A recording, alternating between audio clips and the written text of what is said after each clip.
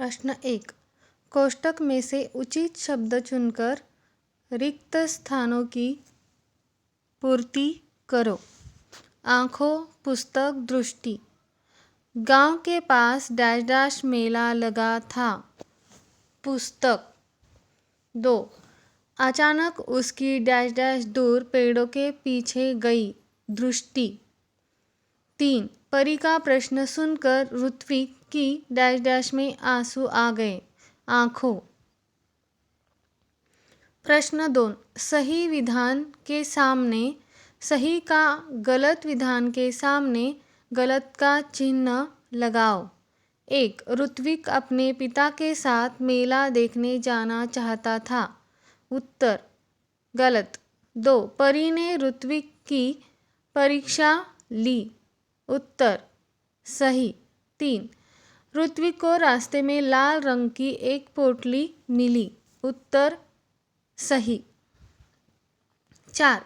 ऋत्विक ने पोटली खोलकर देखी।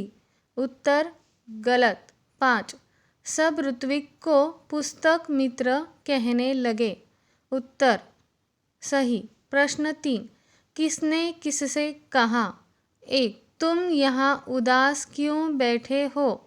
उत्तर परी ने ऋत्विक से कहा है।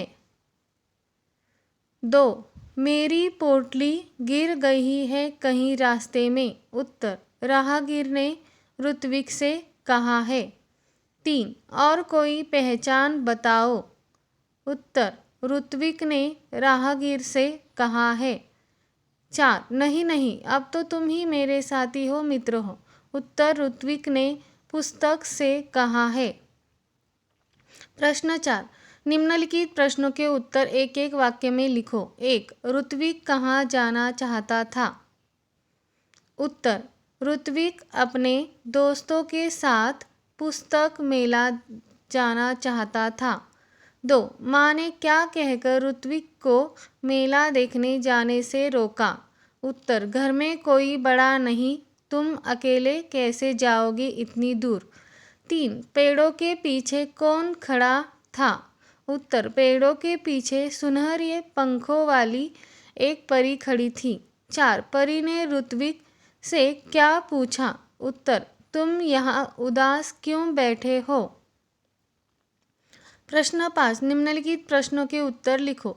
1। परी ने ऋत्विक को क्या समझाया। उत्तर परी ने ऋत्विक को समझाया कि इसमें दुख की कोई बात नहीं है। वह यह समझ ले कि उसकी मदद करने के लिए ही वह आई है, पर ऐसा वह तभी करेगी जब वह उसकी परीक्षा में उत्तीर्ण हो जाएगा। 2। रास्ते में मिली पोटली कैसी थी। उत्तर रास्ते में मिली पोटली लाल रंग की थी। वह मखमली से बनी थी और उस पर सुनहरे रंग में एक परी का चित्र बना था। 3। परी ने ऋत्विक की परीक्षा किस प्रकार ली। उत्तर परी ने राहगीर के रूप में ऋत्विक की परीक्षा ली।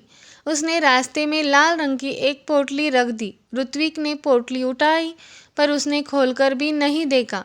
बाद में एक राहगीर के द्वारा उसकी पहचान बताने पर ऋत्विक ने वह पोटली उसे लौटा दी।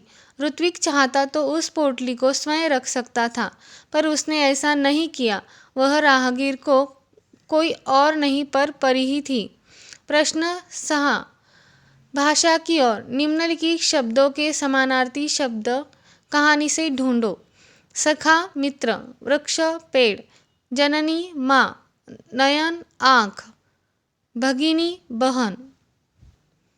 प्रश्न 7। निम्नलिखित शब्दों के विरुद्धार्थी शब्द लिखो। जीवन मृत्यु, सुबह शाम, जागना सोना, दोस्त दुश्मन, दूर पास, बड़ा छोटा। प्रश्न 8। शब्दों के बहुवचन रूप लिखो।